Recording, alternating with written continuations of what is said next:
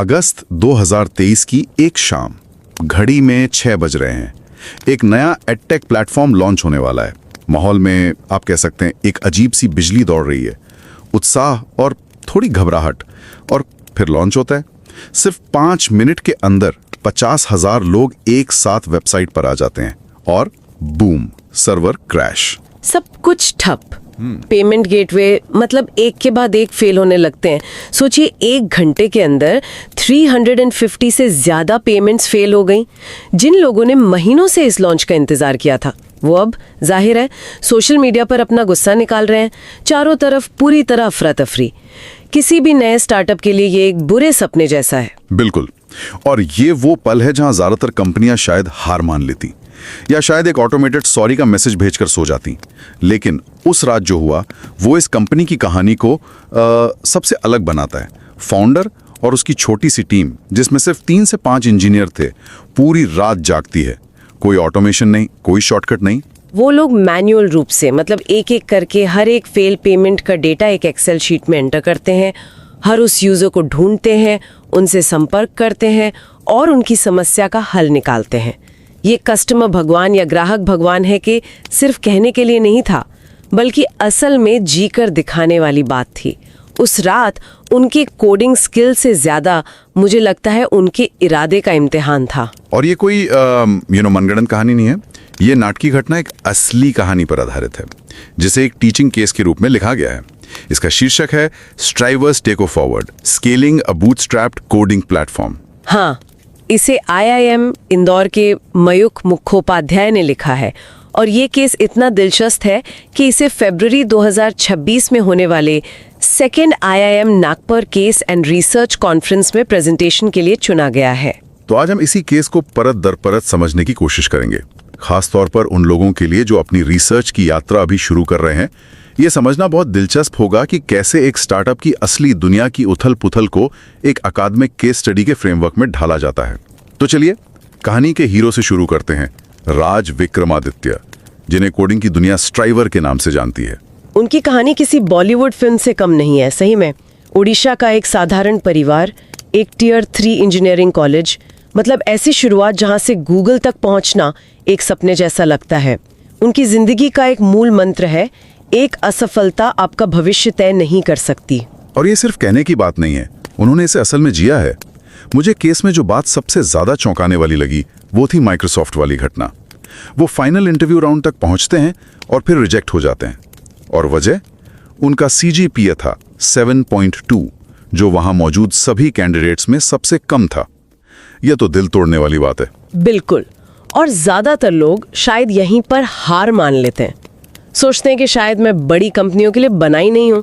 लेकिन case study में इस पल को हीरोज जर्नी का एक टर्निंग पॉइंट बताया गया है। ये वो क्षण है जो हीरो को या तो तोड़ देता है या फिर हमेशा के लिए बदल देता है। राज के लिए ये दूसरा वाला था। उन्होंने क्या किया इसके बाद? उन्होंने ठान लिया कि आज के बाद ग्रेड्स कभी उनके रास्ते में नहीं आएंगे। उन्होंने अपनी पढ़ाई पर इतना ज्यादा फोकस किया कि उनका CGPA 7.02 से बढ़कर 9.6 और 9.9 के बीच पहुंच गया। लेकिन बात सिर्फ ग्रेड्स की नहीं थी, उन्होंने अपनी स्किल पर काम करना शुरू किया। वही गीक्स फॉर गीक्स वाला किस्सा है ना। उन्होंने उस कोडिंग वेबसाइट के लिए 1000 से ज्यादा आर्टिकल लिखे हैं। 1000! ये तो अपने आप में एक फुल टाइम जॉब जैसा लगता है। सही कहा। और इसी मेहनत का नतीजा था कि उनकी कोडिंग स्किल्स इतनी शार्प हो गई कि एक कंपनी ने उन्हें सिर्फ 8 मिनट के इंटरव्यू के बाद ही जॉब ऑफर कर दी। ये उनकी जिद और मेहनत का सबूत था। और फिर देखिए उनका करियर ग्राफ, media.net, अमेज़न और फिर गूगल। ये सिर्फ नौकरियां नहीं थीं, ये क्रेडिबिलिटी बनाने की एक प्रक्रिया थी। जब आप गूगल जैसी कंपनी में काम करते हैं तो लोग आप पर, आपकी काबिलियत पर भरोसा करने लगते हैं। और यही भरोसा आगे चलकर टेक यू फॉरवर्ड की नींव बना। तो वो गूगल में है, करियर के टॉप पर, वो सपना जी रहे हैं जो हर इंजीनियर देखता है। लेकिन फिर कुछ ऐसा होता है जो सब कुछ बदल देता है। वो सिर्फ एक इंजीनियर नहीं रहते, वो एक क्रिएटर बन जाते हैं, है ना? बिल्कुल। साल 2020, पूरी दुनिया लॉकडाउन में है। लोग अपने घरों में बंद हैं और छात्र भविष्य को लेकर चिंतित हैं। इसी दौरान गूगल में अपनी नौकरी के साथ साथ राज एक YouTube चैनल शुरू करते हैं, टेक यू फॉरवर्ड। मकसद बहुत सीधा था, कोडिंग इंटरव्यू की तैयारी को हर किसी के लिए आसान बनाना, खासकर उन छात्रों के लिए जिनके पास महंगी कोचिंग का एक्सेस नहीं है। और उनकी स्ट्राइवर एसडी शीट, हाँ, वो तो जैसे ही क्रांति बन गई। वो इंजीनियरिंग के हर कॉलेज, हर हॉस्टल में छात्र उसी शीट से तैयारी कर रहे थे। वो एक तरह से इंडस्ट्री का स्टैंडर्ड बन गई थी। देखते देखते चैनल के व्यूज कुछ हजार से बढ़कर महीने के 60 लाख तक पहुंच गए। ये तो जबरदस्त ग्रोथ है। और यहीं पर कहानी में वो मोड़ आता है जिसे केस स्टडी में फाउंडर का धर्म संकट या फाउंडर्स डायलेमा कहा गया है। एक तरफ गूगल की सुरक्षित लाखों की सैलरी वाली नौकरी है, सम्मान है, एक तयशुदा भविष्य है, और दूसरी तरफ है ये यूट्यूब चैनल, एक साइड प्रोजेक्ट जिसमें ग्रोथ तो दिख रही है लेकिन भविष्य अनिश्चित है। ये तो बहुत मुश्किल फैसला है। गूगल छोड़ना ये कोई छोटी बात नहीं है। मतलब आप एक बनी बनाई दुनिया छोड़कर एक अनजान रास्ते पर निकल रहे हैं। इसी को लीप ऑफ फेथ कहते हैं। उन्होंने दूसरा रास्ता चुना। उन्होंने गूगल छोड़ दिया ताकि वो अपना पूरा समय और अपनी पूरी ऊर्जा वो टेक यू फॉरवर्ड को दे सकें। ये सिर्फ नौकरी छोड़ना नहीं था, ये अपनी पहचान बदलने जैसा था। एक कंटेंट क्रिएटर से जो सिर्फ ज्ञान बांट रहा था, एक फाउंडर बनने का सफर जो अब एक प्रोडक्ट, एक टीम और एक कंपनी बना रहा था। जिम्मेदारी का स्तर बिल्कुल अलग हो जाता है। और इस सफर की जो बात मुझे सबसे ज्यादा हैरान करती है वो ये है कि उन्होंने कोई बाहरी फंडिंग नहीं ली, कोई वीसी नहीं, कोई एंजल इन्वेस्टर नहीं। ये पूरी तरह से एक बूटस्ट्रैप्ड कंपनी है। मतलब जो कमाया उसी को वापस बिजनेस में लगाया। आज के दौर में ये बहुत बड़ी बात है, जहां हर स्टार्टअप पहले दिन से ही फंडिंग के पीछे भागता है। बूटस्ट्रैपिंग का सबसे बड़ा फायदा है पूरा कंट्रोल। आपको किसी इन्वेस्टर को तिमाही नतीजों के लिए जवाब नहीं देना पड़ता। आप अपने हिसाब से, अपने मूल्यों के हिसाब से कंपनी का कल्चर बना सकते हैं। और उनका कल्चर तो वाकई अनोखा है।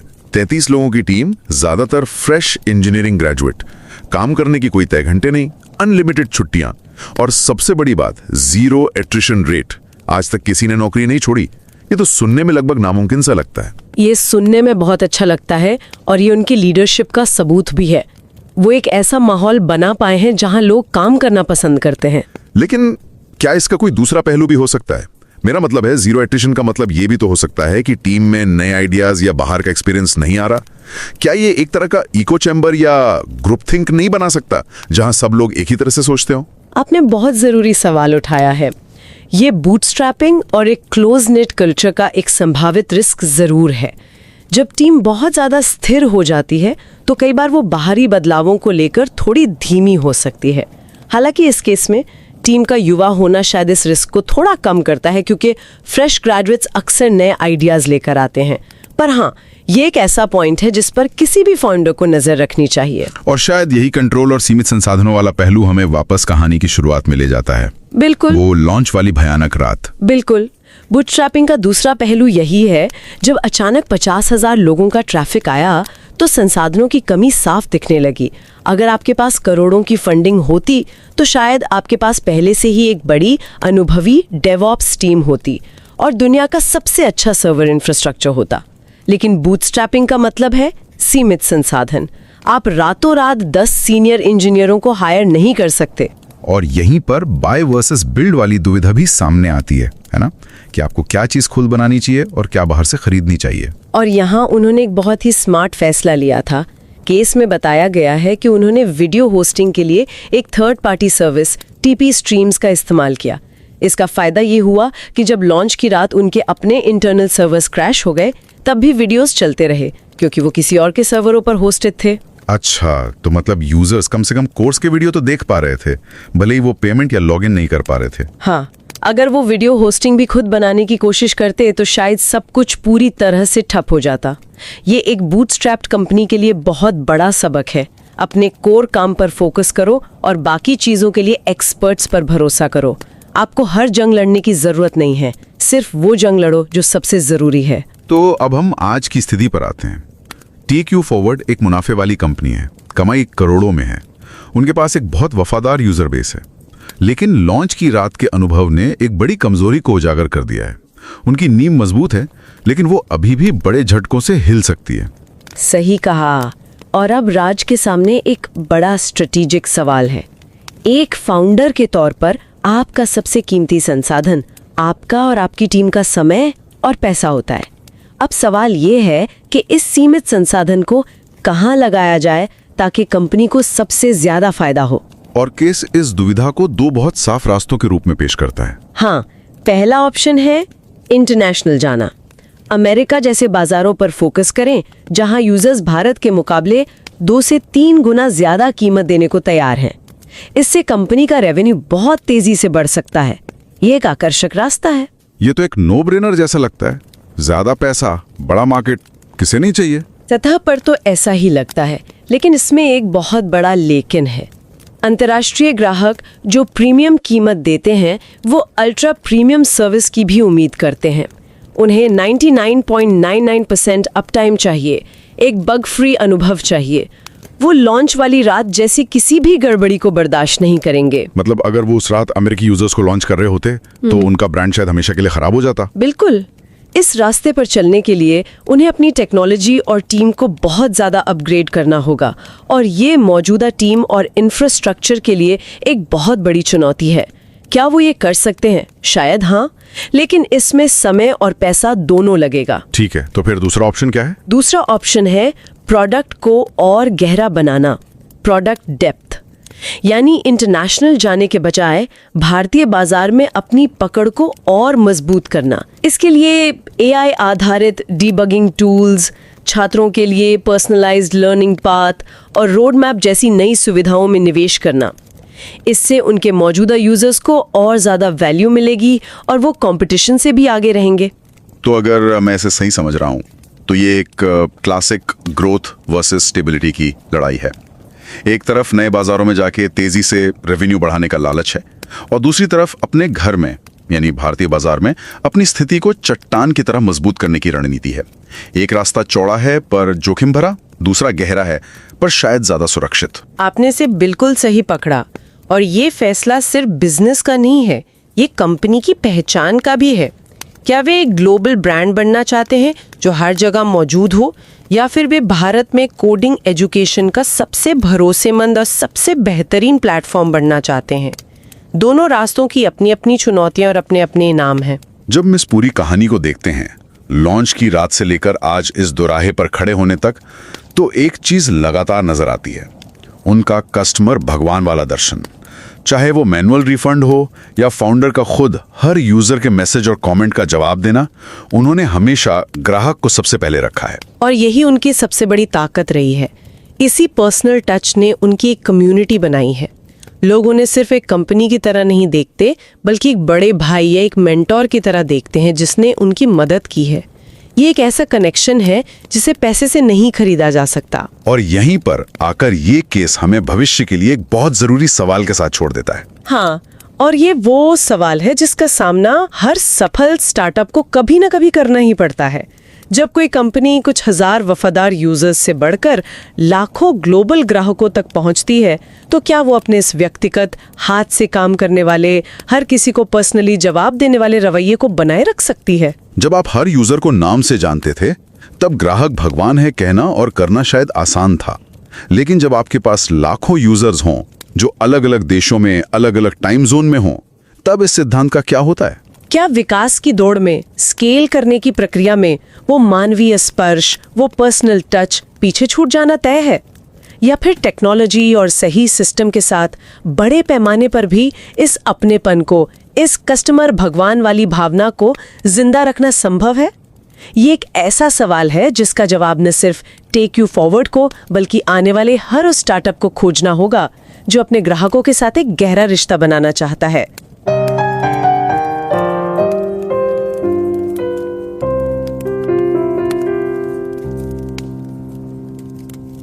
সন্ধ্যা ৬টা ৫০,০০০ মানুষ একসাথে একটা ওয়েবসাইটে লগ ইন করার চেষ্টা করছে, আর কয়েক মিনিটের মধ্যেই সার্ভারটা বসে গেল। চারিদিকে একটা বিশৃঙ্খলা। ১ ঘন্টার মধ্যে ৩৫০'র বেশি পেমেন্ট ফেল হলো। আর একদল তরুণ ইঞ্জিনিয়ার সারা রাত জেগে ম্যানুয়ালি সেই ডেটা এন্ট্রি করে পরিস্থিতি সামাল দেওয়ার চেষ্টা করছে। এই দৃশ্যটা কিন্তু কোনো সিনেমার নয়, বরং একটা বাস্তব ঘটনা। একদম। আর এই চরম নাটকীয় মুহূর্তটাই একটা বিজনেস কেস স্টাডির কেন্দ্রবিন্দু, যা নিয়ে আমরা আজ কথা বলবো। হ্যাঁ, আর আমাদের আজকের আলোচনাটা তো মূলত তাদের জন্য যারা একাডেমিক রিসার্চের জগতে নতুন পা রাখছেন। ঠিক, আমরা চেষ্টা করব সহজভাবে বুঝিয়ে দিতে যে বাস্তব জীবনের একটা সমস্যাকে কিভাবে একটা শিক্ষণীয় কেস হিসেবে তুলে ধরা হয়। এই কেস স্টাডিটির নাম স্ট্রাইভার্স take you forward, scaling a bootstrap coding platform. আর এটা কিন্তু বেশ গুরুত্বপূর্ণ, কারণ কেসটি গৃহীত হয়েছে হ্যাঁ, 2026 সালের ফেব্রুয়ারিতে যে second IIM Nagpur case and research conference 2026 হবে, সেখানে উপস্থাপনার জন্য। আর কেসটি লিখেছেন IIM ইন্দোরের ময়ূখ মুখোপাধ্যায়। আমাদের উদ্দেশ্য হলো এই কেসের বিভিন্ন দিক নিয়ে এমনভাবে কথা বলা, মানে যাতে এর গঠন এবং শিক্ষণীয় বিষয়গুলো সবাই সহজে ধরতে পারেন। কোনো জটিল তত্ত্ব নয়, শুধু গল্পের মতো করে। তাহলে চলুন গল্পের একেবারে শুরু থেকে শুরু করা যাক। নিশ্চয়ই। এই গল্পের নায়ক রাজ বিক্রমাদিত্য, ডিজিটাল জগতে যিনি স্ট্রাইভার নামেই বেশি পরিচিত। হ্যাঁ, ওড়িশার এক সাধারণ পরিবার আর একটা টিয়ার 3 ইঞ্জিনিয়ারিং কলেজ থেকে তার যাত্রা। কিন্তু শুরুতেই একটা বড় ধাক্কা ছিল, তাই না? ওই মাইক্রোসফটের ব্যাপারটা। একদম। মাইক্রোসফটের মতো কোম্পানিতে সব টেকনিক্যাল রাউন্ড পাশ করার পর ফাইনাল HR রাউন্ড থেকে বাদ পড়া, এটা যে কোনো ছাত্রের জন্য বিরাট মানসিক চাপের। তা তো বটেই। কিন্তু মজার ব্যাপার হলো, অনেক সফল মানুষের জীবনে এই ধরনের একটা বড় ব্যর্থতা থাকে, যা তাদের ভেতরের জেদটাকে আসলে জাগিয়ে তোলে। রাজের ক্ষেত্রেও ঠিক তাই হয়েছিল। মানে এই ব্যর্থতাটা ওকে আরও বেশি ফোকাসড করে তুলেছিল। ঠিক। এরপর তিনি পড়াশোনায় এতটাই মনোযোগ দেন যে তার CGPA 9.6 থেকে প্রায় 9.9-এর কাছাকাছি চলে আসে। আচ্ছা। এটা শুধু নম্বর বাড়ানোর ব্যাপার নয়, এটা তার ঘুরে দাঁড়ানোর মানসিকতার পরিচায়ক। তিনি প্রায়ই বলেন, একটা ব্যর্থতা কারো ভবিষ্যৎ নির্ধারণ করতে পারে না। এই বিশ্বাসটাই হয়তো তার চালিকা শক্তি ছিল। কলেজের পড়াশোনার বাইরেও তো উনি দারুণ সক্রিয় ছিলেন, যেমন কলেজের কোডার্স ক্লাবে যোগ দেয়া, আর নিজের পকেট খরচের জন্য গিগস ফর গিগসের মতো ওয়েবসাইটে আর্টিকেল লেখা। প্রায় 1000-এরও বেশি আর্টিকেল। এটা তো একটা বিশাল ব্যাপার। বিশাল তো বটেই। ভাবুন একবার, 1000 আর্টিকেল লেখার মানে হলো একটা বিষয়কে কত গভীরভাবে বুঝতে হয়, এবং তারপর সেটাকে সহজ ভাষায় অন্যদের জন্য লিখতে হয়।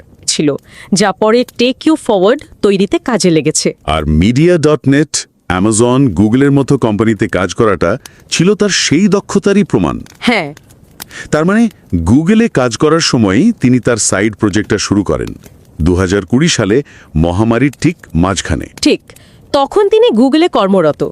সেই সময়েই টেক ইউ ফরওয়ার্ড ইউটিউব চ্যানেলটা শুরু করেন, একটা সাইড হাসল হিসেবে। উদ্দেশ্য ছিল একটাই, কোডিং ইন্টারভিউয়ের প্রস্তুতিকে সবার জন্য সহজ করে তোলা। বিশেষ করে যারা দামি কোচিং সেন্টারে যেতে পারে না, তাদের জন্য একটা নির্ভরযোগ্য প্ল্যাটফর্ম তৈরি করা। আর এখানেই তো তার সেই বিখ্যাত স্ট্রাইভার SD শিট আসে, তাই না? হ্যাঁ, যেটা ছাত্রছাত্রীদের মধ্যে অবিশ্বাস্যভাবে জনপ্রিয় হয়েছিল। ঠিক। এই SDA শিটটা ছিল একটা গেম চেঞ্জার। প্রায় 38 লক্ষ ছাত্রছাত্রী এটা ব্যবহার করেছে। এখানে রাজ একটা খুব গুরুত্বপূর্ণ কাজ করেছে। তিনি তার সেরা জিনিসটা বিনামূল্যে সবার জন্য উন্মুক্ত করে দিয়েছেন। এটাকে ব্যবসায়িক দিক থেকে দেখলে কি বলা যায়? এটাকে বলে ফ্রিমিয়াম মডেলের ভিত্তি তৈরি করা। আপনি প্রথমে বিনামূল্যে অসাধারণ ভ্যালু দিয়ে একটা বিশ্বস্ত কমিউনিটি তৈরি করেন। বিনামূল্যে এত ভালো জিনিস দেওয়াটা তো দারুণ ব্যাপার, কিন্তু এটাই কি পরে তাদের জন্য একটা চ্যালেঞ্জ হয়ে দাঁড়ায়নি? ঠিক এই পয়েন্টটাতেই আসছিলাম। মানে যে কমিউনিটি বিনামূল্যে সেরা জিনিস পেতে অভ্যস্ত, তাদের কাছে কোনো পেড প্রোডাক্ট বিক্রি করা তো বেশ কঠিন হওয়ার কথা। আপনি একেবারে মোক্ষম প্রশ্নটা তুলেছেন। এটাই ছিল তার যাত্রার সবচেয়ে বড় চ্যালেঞ্জগুলোর একটি, যা নিয়ে আমরা একটু পরেই বিস্তারিত কথা বলবো। আচ্ছা। কিন্তু তার আগে আসে সেই বড় সিদ্ধান্তটা। একদিকে গুগলের নিরাপদ উচ্চ বেতনের চাকরি, আর অন্যদিকে তার স্বপ্নের সন্তান টেক ইউ ফরওয়ার্ড। আর তিনি দ্বিতীয়টাকেই বেছে নিলেন। চাকরি ছেড়ে পুরোপুরি নিজের উদ্যোগে মন দিলেন। এটা তো একটা অসাধারণ সাহসের সিদ্ধান্ত। সাহসে তো বটে, আর তার চেয়েও বড় কথা হলো তিনি কোনো বাইরের বিনিয়োগ বা ভেঞ্চার ক্যাপিটালে টাকা ছাড়াই, মানে নিজের জমানো টাকা দিয়ে কোম্পানিটা শুরু করেন। একেই বলে বুটস্ট্র্যাপিং। একদম। এর মানে হলো ব্যবসার ভালো মন্দ, লাভ লোকসান সব কিছুর 100% মালিকানা এবং নিয়ন্ত্রণ নিজের হাতে রাখা। নিজের টাকা দিয়ে কোম্পানি শুরু করলে তো একটা আলাদা মানসিকতাও তৈরি হয়, তাই না? অবশ্যই। প্রত্যেকটা টাকা খুব ভেবেচিন্তে খরচ করতে হয়। বুটস্ট্র্যাপিং একটা বিশেষ সংস্কৃতি তৈরি করে। যাকে বলা যায় ফ্রুগাল ইনোভেশন বা সাশ্রয়ী উদ্ভাবন। আপনি অপ্রয়োজনীয় খরচ এড়িয়ে চলেন এবং কম রিসোর্সে কি করে সেরা জিনিস বানানো যায় সেদিকে মনোযোগ দেন। আর ওই 33 জনের টিমটাও তো উনি এভাবেই তৈরি করেন। হ্যাঁ, যাদের বেশিরভাগই ছিল সদ্য পাশ করা তরুণ ইঞ্জিনিয়ার। কিন্তু এর একটা উল্টো পিঠও আছে। কি রকম? বড় বিনিয়োগকারী না থাকায় বাজারে খুব দ্রুত স্কেল করা বা বড় ধাক্কা সামলানো কঠিন হয়ে পড়ে। আর সেই টিমের কাজের ধরনটাও তো বেশ অন্যরকম ছিল। কোনো নির্দিষ্ট কাজের সময় নেই, ছুটির নিয়ম নেই। অথচ আজ পর্যন্ত একজনও চাকরি ছাড়েনি। এটা কিভাবে সম্ভব? নিশ্চয়ই এর কোনো নেতিবাচক দিকও আছে। এটা একটা উচ্চ বিশ্বাসের মডেল। যখন টিমের সদস্যরা মনে করে যে কোম্পানিটা তাদের, তখন তারা নিজেদের সেরাটা দেয়। কিন্তু এর নেতিবাচক দিক? এই মডেলটা ছোট টিমে খুব ভালো কাজ করে, কিন্তু কোম্পানি যখন বড় হতে থাকে তখন স্ট্রাকচার এবং নিয়মকানুনের প্রয়োজন হয়। আর এই মডেলের সবচেয়ে বড় দুর্বলতা সীমিত রিসোর্স। সেটাই তো সেই লঞ্চের রাতে একেবারে চোখে আঙুল দিয়ে দেখিয়ে দিয়েছিল, তাই না? হ্যাঁ, চলুন এবার সেই রাতের ঘটনায় ফেরা যাক। 50,000 মানুষ একসাথে লগ ইন করতে আসায় সার্ভার ক্র্যাশ করল। এই সংকটটা থেকে অনেক কিছু শেখার আছে। যেমন? প্রথমত, টেকনিক্যাল সীমাবদ্ধতা। তাদের পরিকাঠামো এত বিপুল ট্রাফিকের জন্য প্রস্তুত ছিল না। কিন্তু এখানে রাজের একটা সিদ্ধান্ত তাদের বাঁচিয়ে দিয়েছিল। ওই বাই ভার্সেস বিল্ড সিদ্ধান্তটা? একদম। প্রত্যেক টেক স্টার্টআপকে এই সিদ্ধান্তটা নিতে হয়। কোনো একটা প্রযুক্তিকে আমরা নিজেরা তৈরি করব, নাকি অন্য কোনো কোম্পানির থেকে সেই সার্ভিসটা কিনে নেব? রাজ দ্বিতীয়টা বেছে নিয়েছিলেন। হ্যাঁ, তিনি ভিডিও হোস্টিংয়ের জন্য নিজেদের সিস্টেম তৈরি করার পথে যাননি। তিনি তৃতীয় পক্ষের একটা সার্ভিস টিপি স্ট্রিমস ব্যবহার করেন। এর ফলে কি হলো? এর ফলে যখন তাদের নিজস্ব ওয়েবসাইট সার্ভার ক্র্যাশ করে, ভিডিও স্ট্রিমিং কিন্তু চালু ছিল। সংকটটা আরও অনেক বড় হতে পারত। তার মানে তিনি নিজের মূল ফোকাসের জায়গায় জোর দিয়েছেন, যেটা হলো কন্টেন্ট তৈরি। ভিডিও স্ট্রিমিং টেকনোলজি বানানো যেহেতু তার মূল কাজ নয়, তাই সেটা তিনি আউটসোর্স করেছেন। ঠিক, এটাই হলো স্মার্ট রিসোর্স ম্যানেজমেন্ট, নিজের শক্তির জায়গায় ফোকাস করা। কিন্তু টেকনিক্যাল চ্যালেঞ্জের পাশাপাশি আরও একটা বড় চ্যালেঞ্জ ছিল, যা আপনি আগেই উল্লেখ করেছিলেন। ব্যবহারকারীদের মানসিকতা। হ্যাঁ, যারা বিনামূল্যে কন্টেন্ট পেতে অভ্যস্ত, তাদের পয়সা দিয়ে কিছু কেনানো। বিশেষ করে ভারতের মতো একটা মূল্য সংবেদনশীল বাজারে এটা একটা বিরাট বাধা। আর এখানেই তাদের কাস্টমার ভগবান বা কাস্টমার ইজ গড দর্শনটা পরীক্ষার মুখে পড়ে। যখন 350 পেমেন্ট ফেল হলো, তাদের ছোট টিমটা সারা রাত জেগে ম্যানুয়ালি সেই সমস্যা সমাধান করে। 1 মিনিট, কাস্টমার ভগবান শুনতে খুব ভালো লাগে, কিন্তু ম্যানুয়ালি 350টা পেমেন্ট ঠিক করাটা কি অসাধারণ গ্রাহক সেবা, নাকি একটা ভাঙা সিস্টেমের লক্ষণ? খুব ভালো একটা প্রশ্ন। আমার বলতে দ্বিধা নেই, এটা তো দীর্ঘমেয়াদে টেকসই নয়। যদি 350 জনের জায়গায় 35,000 জনের পেমেন্ট ফেল হতো, তখন কি হতো? এটাই হলো এই কেস স্টাডির অন্যতম গুরুত্বপূর্ণ প্রশ্ন। এই ঘটনাটা তাদের গ্রাহকের প্রতি নিষ্ঠা প্রমাণ করে, কিন্তু একই সাথে তাদের সিস্টেমের দুর্বলতাও প্রকাশ করে দেয়। এটা প্রমাণ করে যে ব্যক্তিগত টাচ বা পার্সোনাল অ্যাটেনশন তাদের সবচেয়ে বড় শক্তি, কোম্পানি বড় হওয়ার সাথে সাথে সেটাই তাদের সবচেয়ে বড় বাধাও হয়ে উঠতে পারে। তাহলে এখন টেক ফরওয়ার্ড একটা লাভজনক প্রতিষ্ঠান হিসেবে দাঁড়িয়েছে, কিন্তু তাদের সামনে এখন পথ কি? ভবিষ্যতের ফোকাস কি হওয়া উচিত? এখানেই কেস স্টাডির মূল দ্বন্দ্বটা চলে আসে। তাদের সামনে দুটো প্রধান পথ খোলা আছে। আচ্ছা। প্রথম বিকল্প আন্তর্জাতিক বাজারে, বিশেষ করে মার্কিন যুক্তরাষ্ট্রে ব্যবসা ছড়ানো। সেখানকার ব্যবহারকারীরা প্রিমিয়াম পরিষেবার জন্য অনেক বেশি অর্থ দিতে রাজি, যা তাদের আয় বহুগুণ বাড়িয়ে দিতে পারে। ঠিক। কিন্তু এর জন্য তো প্রচণ্ড শক্তিশালী টেকনিক্যাল পরিকাঠামো দরকার। 99.9% আপটাইম বা নিরবিচ্ছিন্ন পরিষেবা নিশ্চিত করতে হবে, যেটা তাদের বর্তমান ছোট এবং অনভিজ্ঞ টিমের জন্য একটা বিরাট চ্যালেঞ্জ। একটা ছোট ভুল আন্তর্জাতিক বাজারে তাদের সুনাম নষ্ট করে দিতে পারে। ঠিক।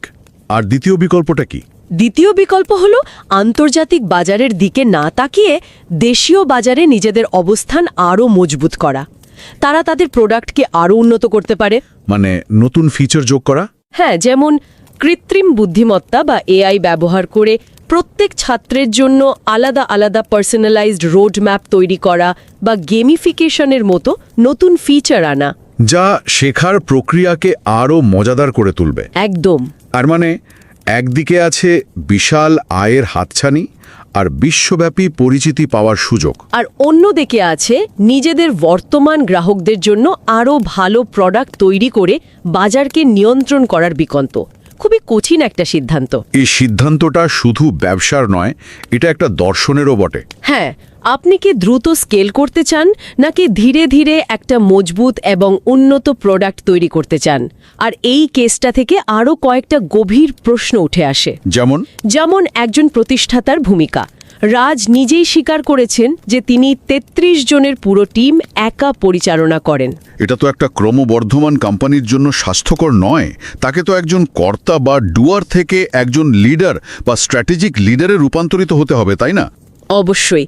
কোম্পানি যখন ছোট থাকে তখন প্রতিষ্ঠাতা সবকিছু নিজে করেন, কিন্তু কোম্পানি বড় হওয়ার সাথে সাথে তাকে ডেলিগেট করতে শিখতে হয়, অন্যদের উপর ভরসা করতে হয়। আর নিজে দৈনন্দিন কাজ থেকে সরে এসে বড় চিত্রটা নিয়ে ভাবতে হয়। ঠিক।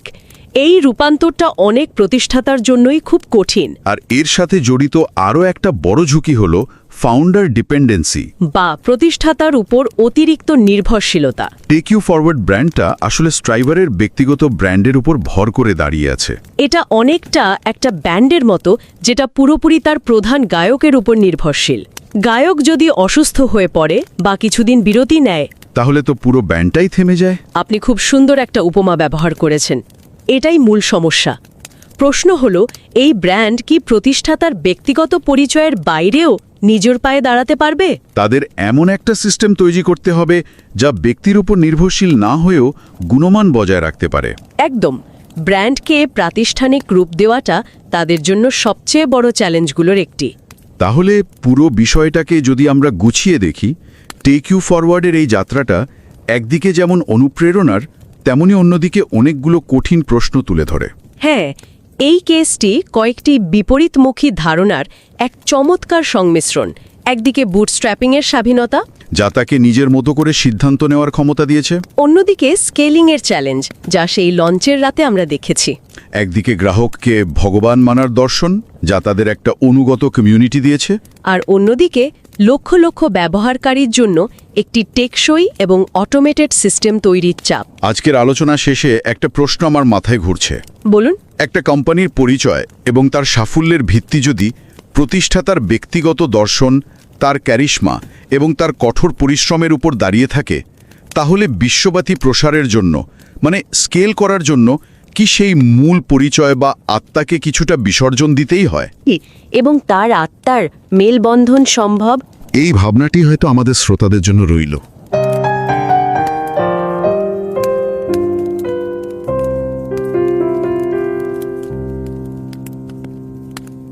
It's 6 p.m., August 7th, 2024. I want you to just picture the scene.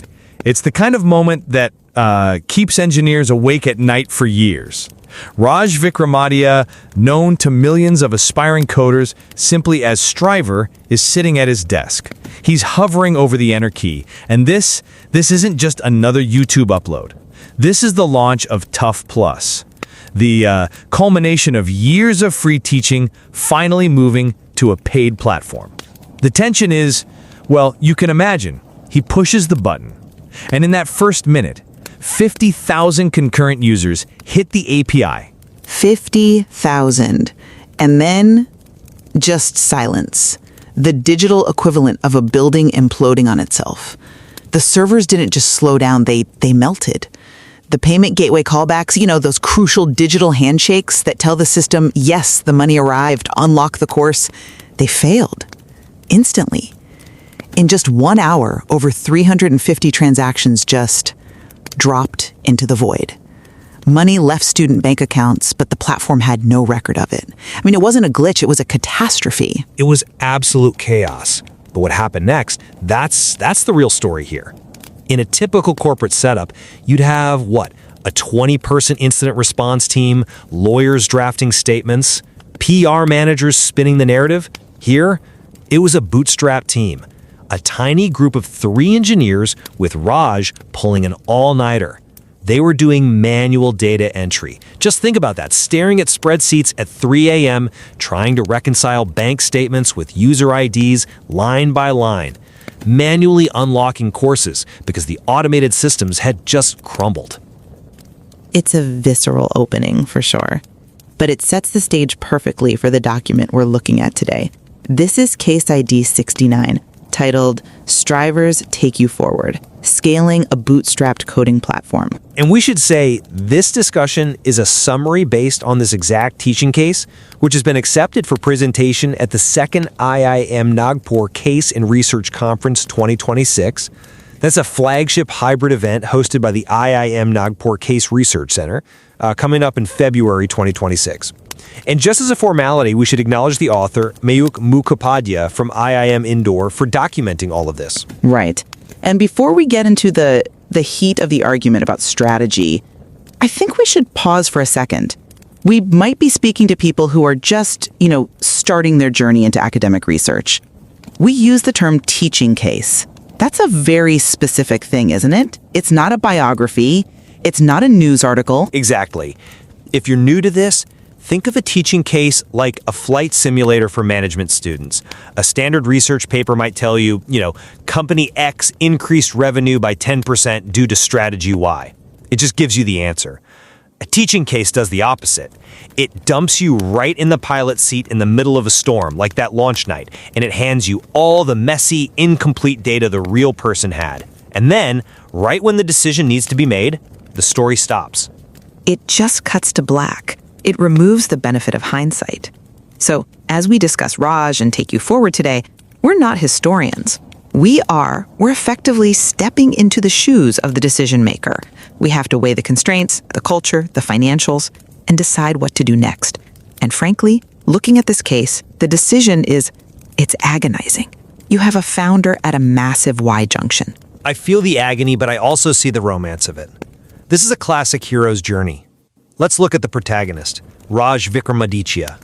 His story is the engine of this entire company. He started with a rejection from a Tier 3 college. And we should probably clarify that context for our global listeners. In India, the engineering education hierarchy it's rigid. You have the Tier 1 institutes, the IITs, where big tech recruits from. And then you have Tier 3 local colleges, often under-resourced, where the path to a Google or an Amazon is almost non-existent. Precisely. And Raj came from that Tier 3 background. He fought his way up, he cracked the code, literally and metaphorically, and landed jobs at Media.net and Google. He became Striver. That identity isn't just marketing, it is the soul of the business. The company's strength lies in what they call the customer Bhagwan philosophy. In India, Bhagwan means God. The customer is God. Rating model? Well, it's an operational ethos that has delivered results. This is a company with 33 employees and zero attrition. In the tech industry, where engineers jump ship every 18 months for a pay bump, zero attrition it's a unicorn statistic. They refuse external funding to maintain their independence. I'd argue that this family culture, this fierce loyalty, where the team works without fixed hours because they believe in the mission, that is the company's greatest asset. It's why they generate multi-million-dollar revenue without spending a single dime on marketing. That is the romantic view. And I don't want to discount the human element, but let me offer the cold, hard operational perspective. That launch night crisis we just described, that wasn't a badge of honor. That was a structural warning shot. It exposed the fatal flaw of the current model. You cannot run a massive educational platform serving millions of users with the same mindset you use for a YouTube channel. But they recovered. The team stayed up, they fixed it, the users got their courses. They fixed it with brute force. They fixed it with heroism. And my problem with heroism in business is that it doesn't scale. You can pull an all-nighter once, but can you do it every month? What we're looking at is a classic founder-centric bottleneck. Raj manages everyone directly. He handles support personally. To survive the transition to a paid product, and maybe more importantly to international markets, this family approach has to be dismantled. Or at least heavily renovated. It needs to be replaced by professional systems, senior hiring, and frankly, they probably need external capital to make sure they don't crash again. Dismantled is such a strong word. You're talking about stripping away the very identity that made them successful in the first place. But okay, let's dig into that first major tension point in the case, the transition from creator to CEO. which I would argue is a transition that hasn't actually happened yet. I disagree. Look at the asset they've built. The SD sheet, the software development engineer prep sheet. Raj built an audience of 38 lakh. That's 3.8 million learners. How? By giving away Google quality content for free while he was still working full-time. The entire business is built on the identity of Striver. The audience buys the product because they trust him. They trust his story that one failure shouldn't decide your future. If you replace that personal touch with a faceless corporate structure, you lose the trust. And trust is the only currency here. Trust is valuable, yes, but look at the risk profile that creates. The case explicitly quotes Raj saying, "If I stop, the brand stops." That one sentence should terrify any investor, any strategic analyst. It means the business is entirely dependent on Raj's biological uptime. He's involved in everything from product design to answering individual direct messages on Discord. That shows dedication, though. It shows he isn't some ivory tower executive. It shows a lack of delegation. A 33-person team cannot be managed by one person forever. The span of control is it's too wide. The case makes it clear he's still operating with the mindset of a content creator who needs to touch every pixel. When you have 50,000 people hitting your API, you don't need a creator, you need a redundant server architecture and a CTO who is empowered to make decisions without asking Raj. The Striver brand is a massive asset, I agree, but it's currently functioning as a single point of failure. But you can't separate the creator from the company and the creator economy. That is the model. If he steps back, the authenticity just dilutes. But let's move to the second friction point, which you've already touched on. Bootstrapping versus operational resilience. You're criticizing their technical failure, but I actually see a triumph of culture. A triumph. The payment callbacks failed. For an e-commerce platform, which is what this is, that is the cardinal sin. You took the money and didn't deliver the goods. And the team stayed. The case details this transformational leadership. They have a high ownership culture with no fixed work hours, unlimited leave. When the crisis hit, nobody went home. You cannot buy that kind of dedication with venture capital money. If they'd been a typical funded startup, the engineers might have just said, "Not my problem, I'm off at 5." Or they would have quit months earlier from burnout. The team fixed it because they felt like it was their company too. I'm sorry, I just don't buy that the crash was unavoidable or that the manual fix was some kind of victory. Let's look at the technical decisions in the case. The crash happened because of a specific strategic choice: buy versus build. They use third-party vendors like TP Streams for video hosting to save bandwidth. Smart move, financially. But their internal infrastructure, the glue holding it all together, was fragile. Because they were lean. They didn't want to burn cash on over-provisioning servers they might not need. That is smart bootstrapping. There's lean, and then there's under-engineered. A VC-backed firm would have had the resources to hire a senior VP of engineering months before launch. They would have performed load testing. They would have simulated those 50,000 users. Instead, the case mentions they were doing manual fixes with fresh graduates. Look, these are bright kids, sure, but they are fresh graduates. That's not sustainable for a business that is, for all intents and purposes, printing money. The chaos of that night is a direct result of refusing to professionalize. I think you're over-indexing on one bad night. The crash was a growing pain, not a death sentence. It proved demand. 50,000 users in 1 minute?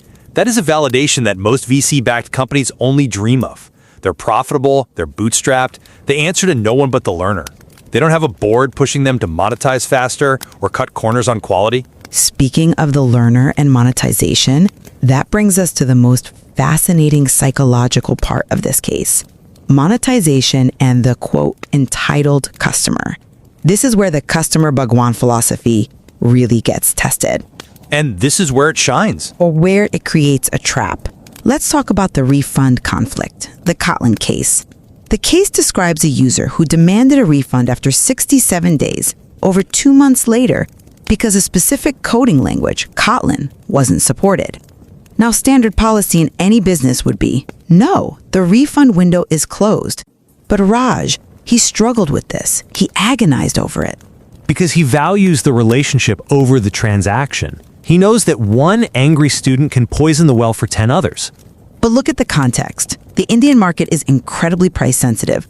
They have consumed free resources from Striver for years. Now, moving to a paid model creates this massive friction. The audience feels, well, entitled to everything because Striver gave them everything for free before. They think, I made you famous, you owe me. If you run a business trying to please everyone who feels entitled, you will go bankrupt. You cannot scale niceness. That's interesting, though I'd frame it differently. The fact that they process refunds manually, even in these edge cases, keeps the trust alive. The freemium model is working. The case says they have 5 to 7 million monthly page visits. They are successfully converting free users to paid users, despite that friction. And why? Because they treat the customer like family, not a statistic. The user knows if they have a genuine problem, Raj will probably hear about it. That safety net encourages the purchase. But can you treat 1 million people like family? The psychological contract with the community is shifting. When it's free, they are grateful. When it's paid, they are demanding. And if you're promising customer Bhagawan, you are setting yourself up for failure when you can't reply to a DM in 10 minutes. You're training your customers to bypass your support system and go straight to the CEO. It's a recipe for founder burnout. It's a challenge, I admit. Scaling intimacy is difficult, but it leads us to the biggest decision point in this teaching case, the strategic crossroads. We've established the history of the culture of the crisis. Now, what does Raj do next? This is the crux of it, the Y junction. The case outlines 2 primary paths. Option A, international expansion, or option B, domestic depth. And I am firmly in the camp of option B. The case suggests focusing on the domestic market with product depth. Using AI-driven personalization, gamification, and deepening their moat in India. And just leave money on the table? The case explicitly states that U.S. customers paid 2 to 3 times more than Indian customers. If you want to scale revenue, you have to go where the purchasing power is. The dollar to rupee arbitrage is the oldest, most effective playbook for Indian tech. You build in rupees, you earn in dollars. It's simple math. But at what cost? You just spent the last 10 minutes arguing their infrastructure is fragile. International customers, especially in the US, demand ultra-premium smoothness. They expect 99.9% uptime. They expect slick UI. They expect instant support. The current team of fresh graduates, as talented as they are, cannot support that level of reliability yet. If the server crashes for a student in California who paid $100, they're not going to wait for a manual refund. They're going to initiate a chargeback and write a scathing review. That is exactly my point. That is why they need to go international. Pursuing that market acts as a forcing function. It forces them to mature. If they stick to the domestic market, they can get away with good enough tech because the users love Striver. They'll forgive a crash because he's our guy. But if they go global, they have to build a real company.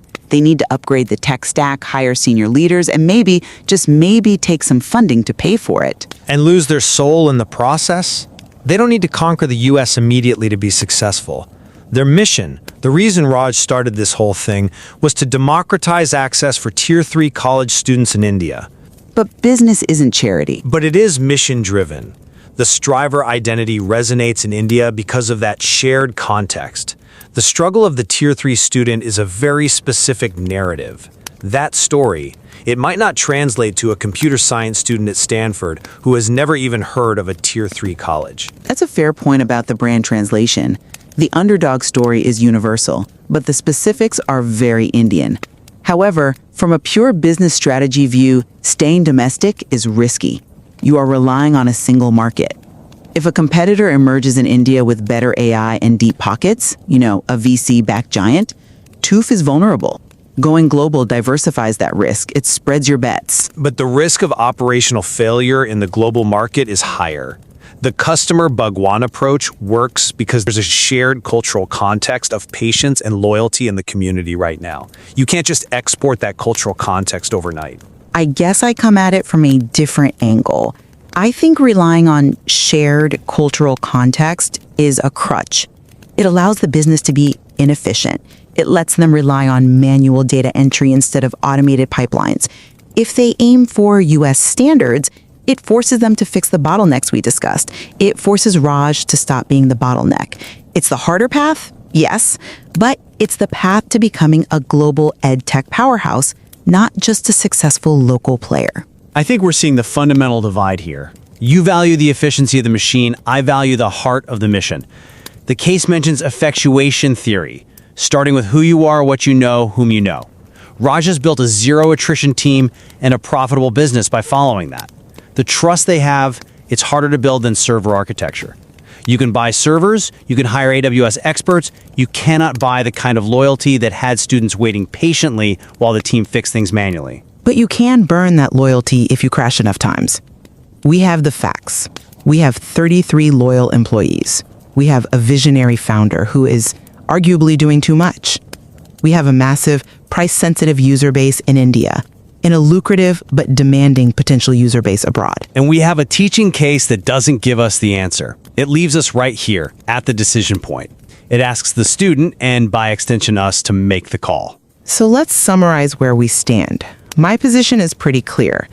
While the heart is in the right place, the mechanics of this business are dangerously fragile. That launch night was a warning. To scale, Raj must institutionalize quality. He has to stop being the sole engine of the company. If that means taking money, hiring strangers who are experts, and stepping back from answering DMs, well, that's the price of success. Indeed. So my position remains. Business is ultimately about people. Raj has built something rare, a profitable, bootstrapped company with a culture that people refuse to leave. If he chases the international market too fast, he risks breaking the very thing that makes Tufts special. He should double down on the domestic market, use AI to serve his core audience better, and grow at a pace that sustains the culture. It is a fascinating dilemma. For the listeners who are researchers or students, this is exactly why the case method is so powerful. It forces you to weigh the cold, hard logic of scaling against the warm, messy reality of human behavior. It forces you to debate exactly as we have today. Indeed. So, Raj stands at that wide junction. Does he chase the high-revenue international market and risk operational failure? Or does he double down on domestic AI features and risk stagnation? There's no single right answer, just well-reasoned arguments supported by evidence. And we hope we've provided a few of those today. If you are attending the second IIM Nagpur Case and Research Conference in February 2026, we highly encourage you to read the full paper by Mayuk Mukhopadhyay. There is so much more detail on the financials and the technical side that we just couldn't cover here. It's a case that really makes you think about what it means to succeed. Is it revenue? Is it impact? Or is it, doing it on your own terms? A question for another day. Thank you for listening to The Debate. Goodbye.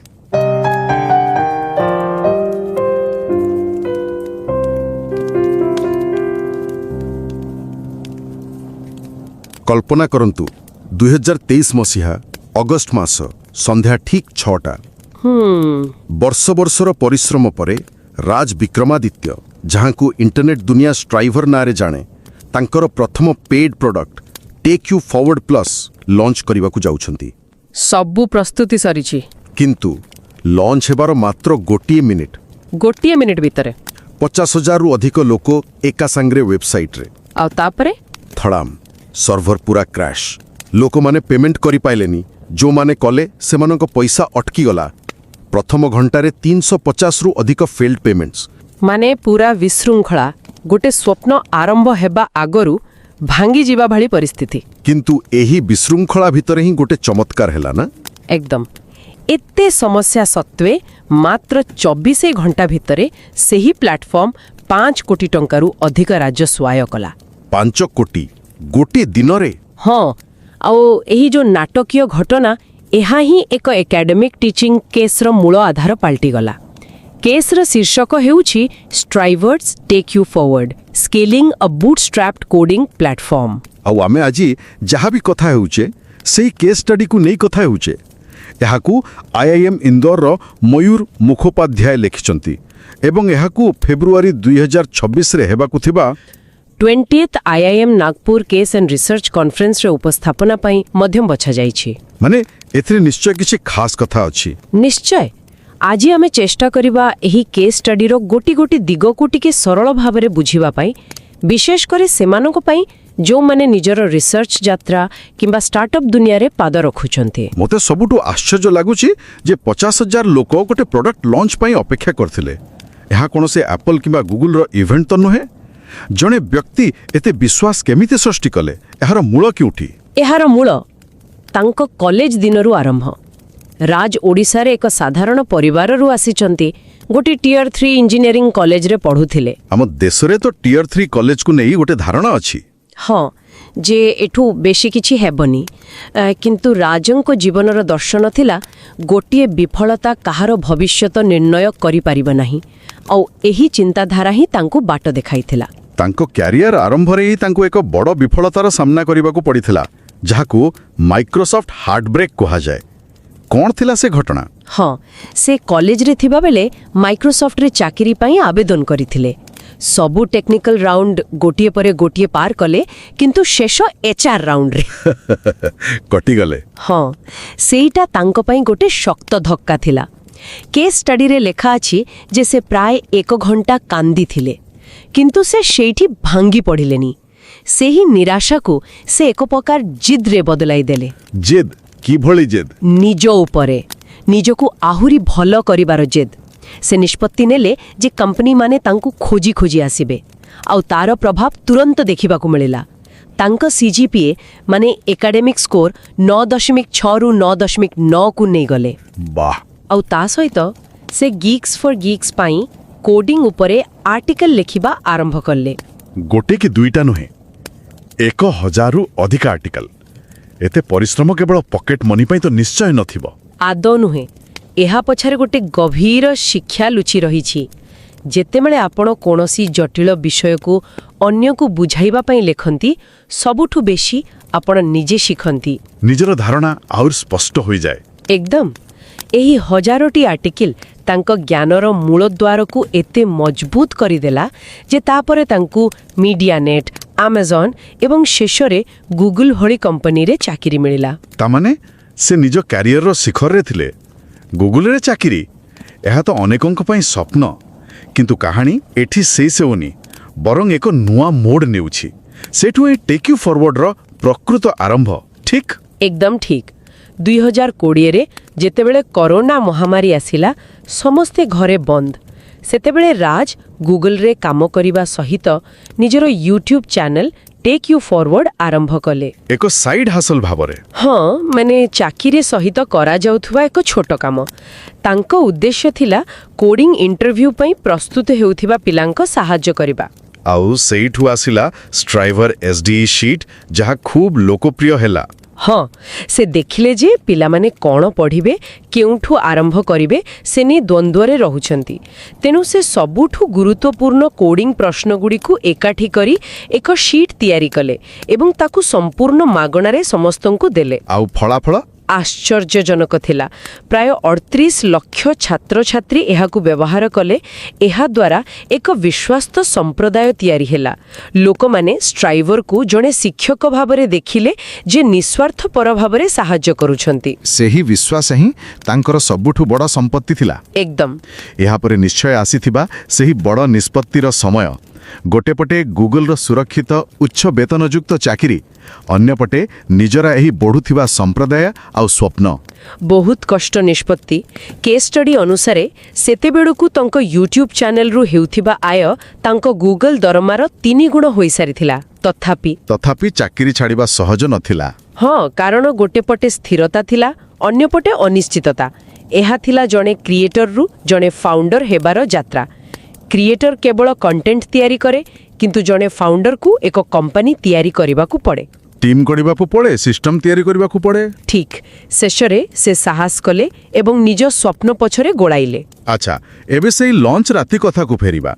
ଆପଣ ବୁଟଷ୍ଟ୍ରାପିଂ ଶବ୍ଦ ବ୍ୟବହାର କଲେ। ଏହାର ଅସଲ ମାନେ କ'ଣ, ଆଉ ସେଦିନ ରାତିର ଘଟଣା ସହ ଏହାର ସମ୍ପର୍କ କ'ଣ? ଦେଖନ୍ତୁ, ବୁଟଷ୍ଟ୍ରାପିଂର ସରଳ ଅର୍ଥ ହେଉଛି ନିଜ ପଇସାରେ କିମ୍ବା କମ୍ପାନୀର ଆୟରୁ ହିଁ ବିଜନେସ୍ ଚଳାଇବା, ବାହାର କୌଣସି ନିବେଶକଙ୍କଠାରୁ ପୁଞ୍ଜି ନ ନେବା। ଏହାର ଫାଇଦା କ'ଣ? ସବୁଠୁ ବଡ଼ ଫାଇଦା ହେଉଛି ସମ୍ପୂର୍ଣ୍ଣ ସ୍ୱାଧୀନତା। ଆପଣଙ୍କ ଉପରେ କାହାର ଚାପ ନଥାଏ। ରାଜ ଏକ ପରିବାର ଭଳି କଲଚର ତିଆରି କରିବାକୁ ଚାହୁଁଥିଲେ, ଯାହା ବୁଟଷ୍ଟ୍ରାପିଂ ଯୋଗୁଁ ସମ୍ଭବ ହେଲା। କିନ୍ତୁ ଏହାର ଅସୁବିଧା ବି ଅଛି। ଆଉ ସେହି ଅସୁବିଧା ହିଁ ଲଞ୍ଚ ରାତିର ସାମ୍ନାକୁ ଆସିଲା। ଏକଦମ। ଯେତେବେଳେ 50,000 ଲୋକ ଏକା ସାଙ୍ଗରେ ଆସିଗଲେ, ସେମାନଙ୍କ ପାଖରେ ସେତିକି ଶକ୍ତିଶାଳୀ ସର୍ଭର ନଥିଲା, କାରଣ ସମ୍ବଳ ସୀମିତ ଥିଲା। जदि बड़ निवेशक थांते तेबे हुए तो आहुरी भलो टेक्नोलोजी रे पैसा लगाई पारि थांते। हाँ तेणु बुटस्ट्रैपिंग रो एहा ही सबुठ बड़ चैलेंज। तेबे एठी गोटे बड़ कथा सामना को आसुची जहाकू बिजनेस दुनिया रे बाई वर्सेस बिल्ड कुहा जाए, माने कोनोसी जिनिस निजे तैयारी करिवे ना बाहरु किनिबे। एहा एक चमत्कार प्रश्न। राज को तांका कोर्स पई वीडियो होस्टिंग सिस्टम दरकार थिला, से चाहिथिले निजे तैयारी करि पारि थांते, माने बिल्ड। किंतु सेथि पई समय पैसा आउ टीम दरकार, जहा तांको पाखरे सीमित थिला।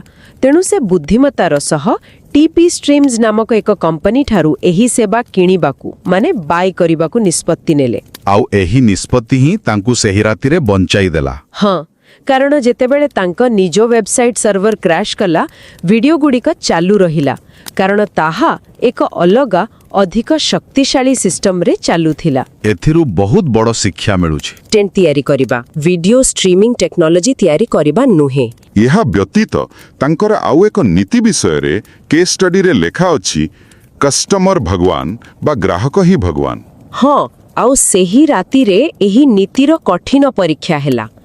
350 रु अधिक लोकंकर पेमेंट फेल हो जाइथिला।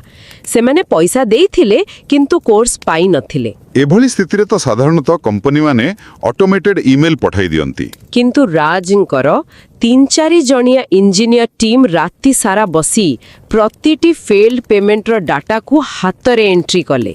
सकाळ 6टा सुधा समस्त 350 जनों को कोर्स एक्सेस दिया सारी थिला। राति सारा बसी 350 लोकंक डाटा हाथ रे एंट्री कले, यह तो ग्राहकंक प्रति एक असाधारण प्रतिबद्धता। हाँ आउ एहा ही तांको सफलतार एक बड़ कारण।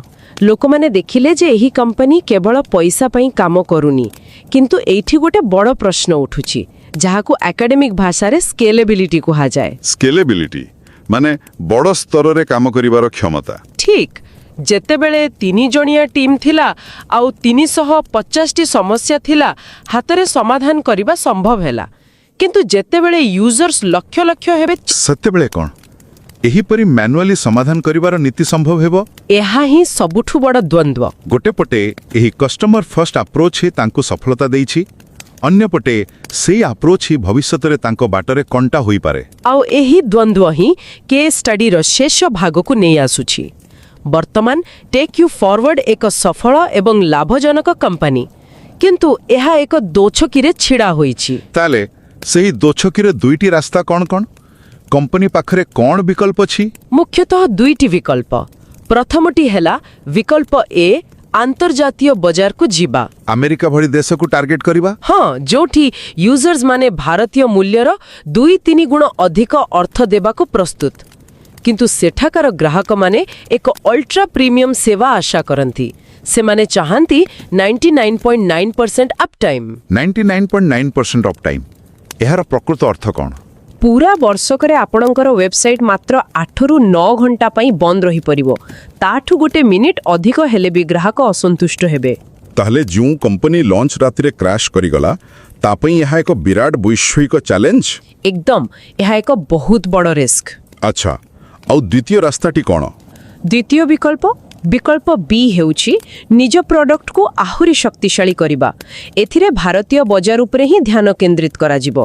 कंपनी एआई पावर्ड फीचर्स जेपरि कि एआई डिबगिंग माने कोड रे थिबो भूल एआई खुजी बाहर करिवो। हाँ एवं छात्र मानक पई व्यक्तिगत लर्निंग रोड मैप तैयारी करिबा उपरे निवेश करिवो।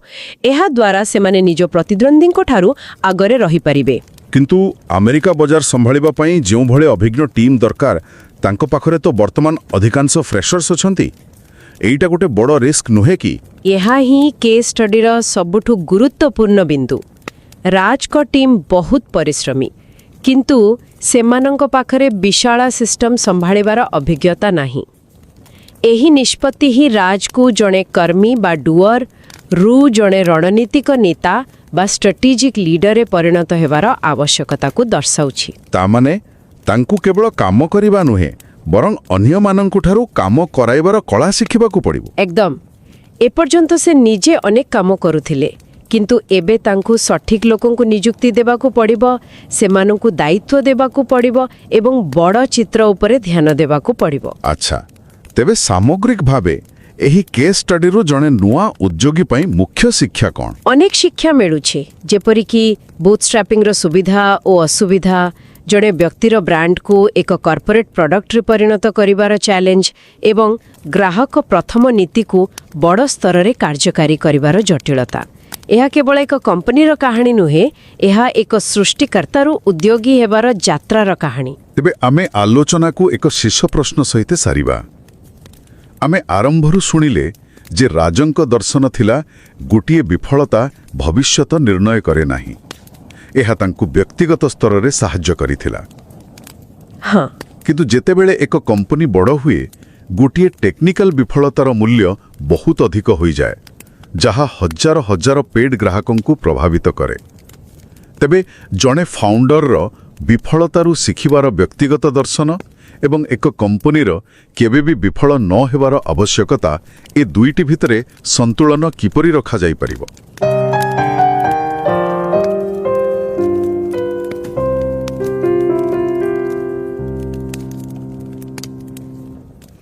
ಆಗಸ್ಟ್ 2023ರ ಒಂದು ಸಂಜೆ, ಸಮಯ ಸಂಜೆ ಸುಮಾರು 6 ಗಂಟೆ. ಹೌದು. ಒಂದು ಹೊಸ ಎಜುಕೇಷನ್ ಪ್ಲಾಟ್ಫಾರ್ಮ್ ತನ್ನ ಬಹುನಿರೀಕ್ಷಿತ ಪೇಡ್ ಕೋರ್ಸನ್ನು ಲಾಂಚ್ ಮಾಡಲು ಸಿದ್ಧವಾಗಿತ್ತು. ಆ ಸಂಸ್ಥಾಪಕ ಮತ್ತೆ ಅವರ ಪುಟ್ಟ ತಂಡದ ತಿಂಗಳುಗಟ್ಲೆ ಶ್ರಮ ಎಲ್ಲವೂ ಆ ಒಂದು ಕ್ಷಣದ ಮೇಲೆ ನಿಂತಿತ್ತು. ಖಂಡಿತ. ಆದರೆ ಲಾಂಚ್ ಆದ ಕೆಲವೇ ನಿಮಿಷಗಳಲ್ಲಿ ಏನಾಯ್ತು ಅಂದ್ರೆ, ಒಂದು ರೀತಿ ಸಣ್ಣ ಭೂಕಂಪವೇ ಆಯ್ತು.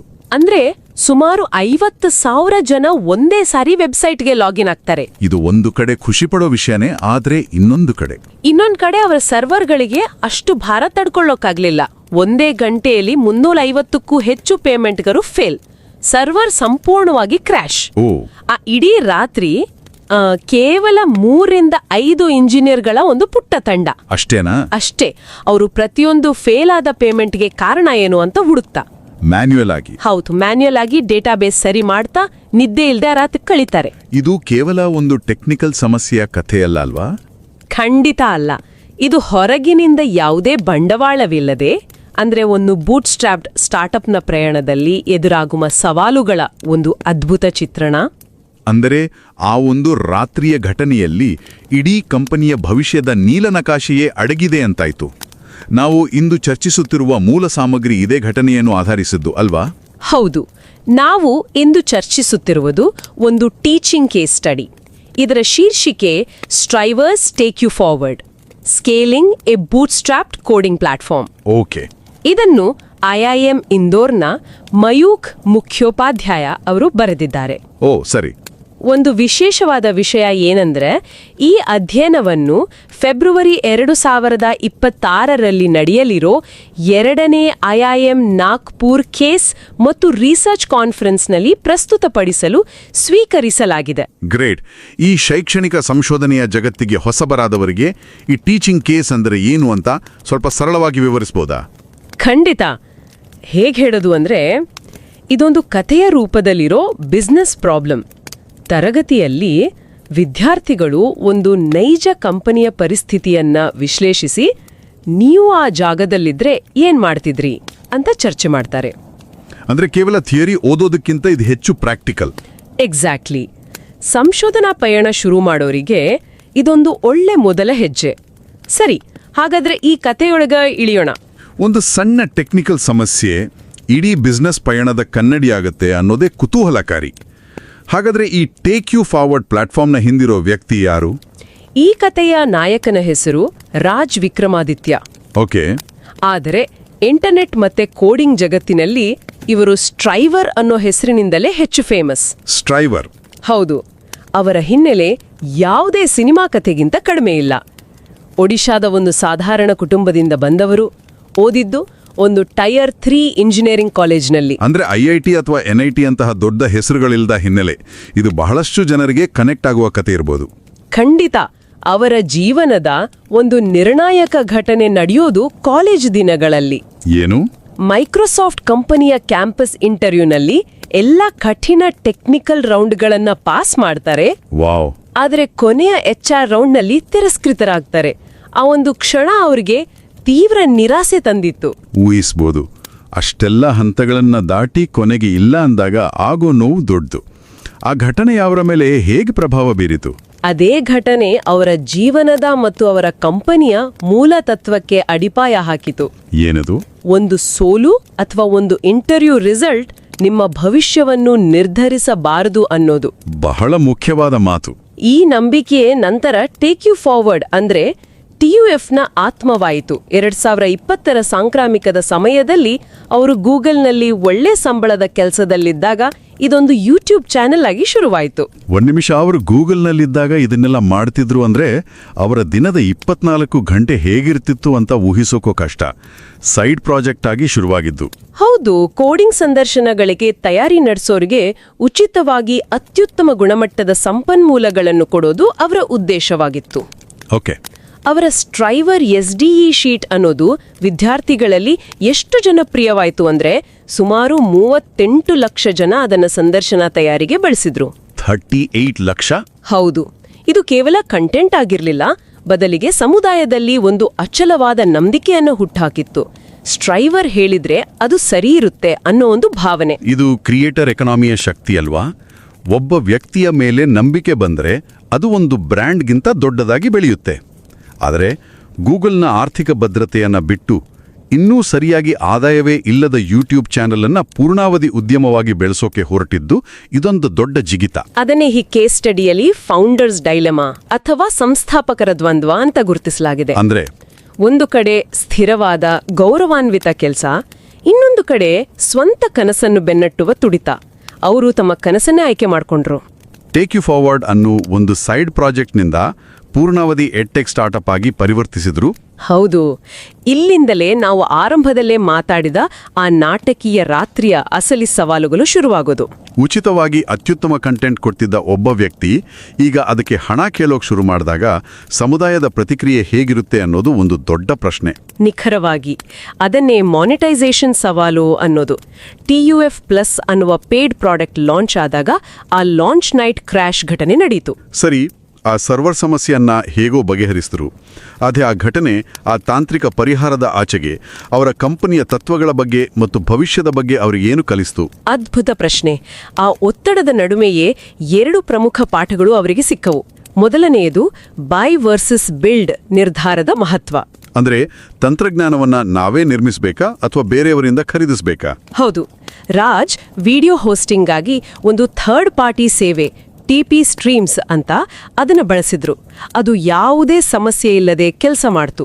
ಓಕೆ. ಭಾರೀ ಟ್ರಾಫಿಕ್ ಅನ್ನು ತಡ್ಕೊಳ್ಳಕ್ಕೆ ಆಗದೆ ವಿಫಲವಾದವು. ಇದು ಬಹಳ ಸೂಕ್ಷ್ಮವಾದ ಅಂಶ. ಯಾಕಂದ್ರೆ ಬಂಡವಾಳ ಇಲ್ಲದಿದ್ದಾಗ ಖರ್ಚು ಕಡಿಮೆ ಮಾಡೋ ಒತ್ತಡ ಇರುತ್ತೆ. ಹಾಗಾಗಿ ನಾವೇ ಎಲ್ಲವನ್ನೂ ಕಟ್ಬಿಟ್ರೆ ದುಡ್ಡು ಉಳಿಯುತ್ತೆ ಅನ್ನೋ ಭಾವನೆ ಬರೋದು ಸಹಜ. ಅದೇ.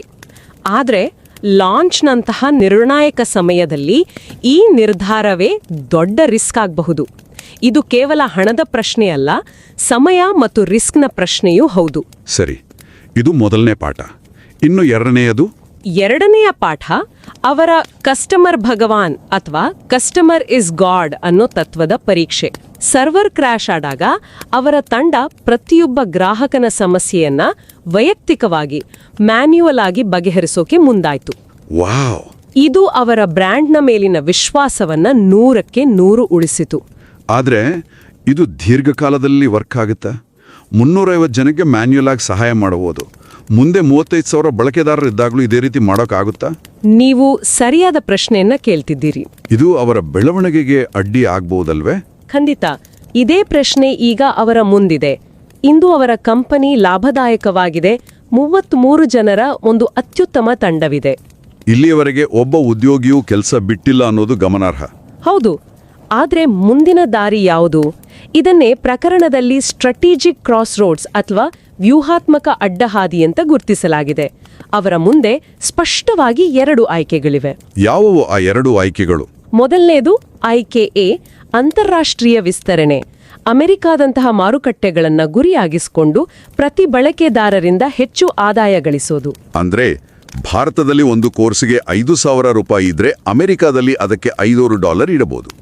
ಆದಾಯದ ದೃಷ್ಟಿಯಿಂದ ಇದು ಆಕರ್ಷಕ. ಖಂಡಿತ. ಆದ್ರೆ ಅಂತಾರಾಷ್ಟ್ರೀಯ ಮಾರುಕಟ್ಟೆಗೆ ಹೋಗೋದು ಅಷ್ಟು ಸುಲಭ ಅಲ್ಲ. ಆ ಲಾಂಚ್ ರಾತ್ರಿಯ ಘಟನೆಯನ್ನು ನೋಡಿದ್ರೆ ಅಂತಾರಾಷ್ಟ್ರೀಯ ಗ್ರಾಹಕರು ಇಂತಹ ತಾಂತ್ರಿಕ ದೋಷಗಳನ್ನು ಸಹಿಸಲ್ಲ. ಸರಿ. ಅವರು 99.9% ಅಪ್ ಟೈಮ್ನಂತಹ ಉನ್ನತ ಗುಣಮಟ್ಟವನ್ನು ನಿರೀಕ್ಷೆ ಮಾಡ್ತಾರೆ. ಅಂದ್ರೆ ಸರ್ವರ್ 1 ನಿಮಿಷ ಕೂಡ ಡೌನ್ ಆಗಬಾರ್ದು. ಅದಕ್ಕೆ ಸಿದ್ಧತೆ ಇದೆಯಾ ಅನ್ನೋದು ಪ್ರಶ್ನೆ. ಹೌದು. ಹಾಗಾದ್ರೆ ಎರಡನೇ ಆಯ್ಕೆ ಏನು? ಎರಡನೇ ಆಯ್ಕೆ B, product depth. Product depth ಅಂದ್ರೆ ಭಾರತೀಯ ಮಾರುಕಟ್ಟೆಯಲ್ಲಿಯೇ ಉಳಿದುಕೊಂಡು ಈಗಿರೋ ಪ್ರಾಡಕ್ಟ್ ಅನ್ನು ಇನ್ನಷ್ಟು ಉತ್ತಮಗೊಳಿಸೋದು. ಉದಾಹರಣೆಗೆ AI ಆಧಾರಿತ ಪರ್ಸನಲೈಸ್ಡ್ ಲರ್ನಿಂಗ್ ರೋಡ್ ಮ್ಯಾಪ್ಗಳನ್ನ ಕೊಡೋದು. ಓಕೆ, ಇದು ಹೆಚ್ಚು ಸುರಕ್ಷಿತವಾದ ಆಯ್ಕೆ ಅಂತ ಕಾಣಿಸುತ್ತೆ. ಹೌದು. ಆದರೆ ಭಾರತದ ಎಡ್ಟೆಕ್ ಮಾರುಕಟ್ಟೆಯಲ್ಲಿ ಸ್ಪರ್ಧೆ ಬಹಳ ತೀವ್ರವಾಗಿದೆ. ದೊಡ್ಡ ಬಂಡವಾಳವಿರುವ ಕಂಪನಿಗಳು ಇದೇ ರೀತಿಯ ಫೀಚರ್ಗಳನ್ನು ವೇಗವಾಗಿ ತಂದ್ರೆ ಇವರ ಬೆಳವಣಿಗೆ ನಿಧಾನ ಆಗ್ಬೋದಲ್ವೇ? ಖಂಡಿತ. ಎರಡೂ ಆಯ್ಕೆಗಳಲ್ಲೂ ಅದರದೇ ಆದ ರಿಸ್ಕ್ ಮತ್ತು ರಿವಾರ್ಡ್ಸ್ಗಳಿವೆ. ಈ ನಿರ್ಧಾರದ ಮಧ್ಯದಲ್ಲೇ ಇನ್ನೊಂದು ಆಳವಾದ ವೈಯಕ್ತಿಕವಾದ ಸವಾಲಿದೆ. ಏನದು? ಫೌಂಡರ್ ಡಿಪೆಂಡೆನ್ಸ್, ಅಂದ್ರೆ ಸಂಸ್ಥಾಪಕರ ಮೇಲಿನ ಅತಿಯಾದ ಅವಲಂಬನೆ. ಓ, ಇದ್ರ ಬಗ್ಗೆ ಸ್ವಲ್ಪ ವಿವರಿಸಿ. ಇಡೀ ಟೇಕ್ ಯು ಫಾರ್ವರ್ಡ್ ಬ್ರ್ಯಾಂಡ್ ಸ್ಟ್ರೈವಣ್ ಅನ್ನೋ ಒಬ್ಬ ವ್ಯಕ್ತಿಯ ಸುತ್ತನೇ ಹೆಣೆದುಕೊಂಡಿದೆ. ಅವರೇ ಕಂಪನಿಯ ಮುಖ, ಅವರೇ ಪಾಠ ಮಾಡ್ತಾರೆ, ಅವರೇ ಸ್ಟ್ರಾಟಜಿ ನಿರ್ಧರಿಸ್ತಾರೆ. 33 ಜನರ ತಂಡವನ್ನ ಅವರೊಬ್ಬರೇ ನಿರ್ವಹಿಸ್ತಾರೆ ಅಂತ ಕೇಸ್ ಸ್ಟಡಿಯಲ್ಲಿ ಹೇಳಲಾಗಿದೆ. ಹೌದು. ಅವರೇ ಆಕ್ಚುಲಿ ಕ್ರಿಯೇಟರ್ ಎಕಾನಮಿಯಲ್ಲಿ ಆ ಫೌಂಡರ್ ಡಿಪೆಂಡೆನ್ಸ್ ಅನ್ನೇ ಒಂದು ಶಕ್ತಿ ಅಂತ ಪರಿಗಣಿಸಲಾಗುವುದಿಲ್ಲವೇ?